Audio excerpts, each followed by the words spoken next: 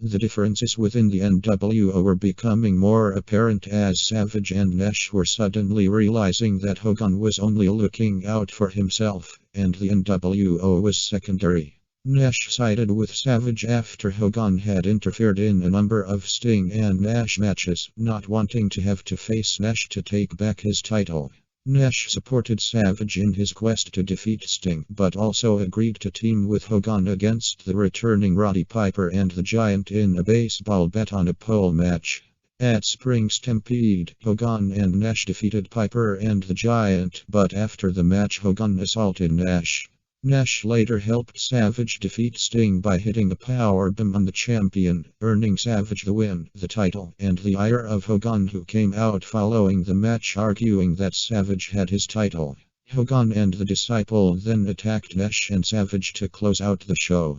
The next night on Nitro, Hogan issued a challenge to the new champion for his title, and WCW Commissioner Roddy Piper made the match a no disqualification match and said no run-ins would be permitted. Savage and Nash made their own speech later, where Nash said to Hogan, "Have a nice life," and implied that the NWO was not going to be together, at least in its current form, when the night was over.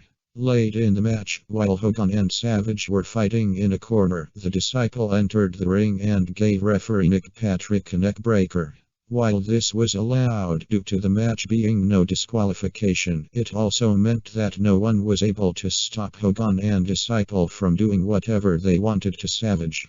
The Disciple hit his finisher, the Apocalypse, on Savage while the belt was draped over his shoulder.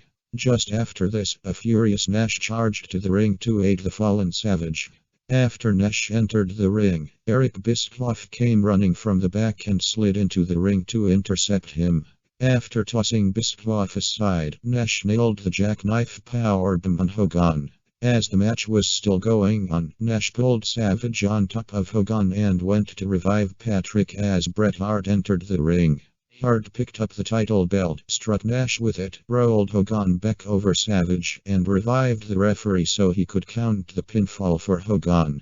Although Hogan was WCW World Heavyweight Champion for a fourth time and appeared to have taken the reins of the NWO again, the members of the group itself were now going to have to choose whose side they would be on, his or Nash's.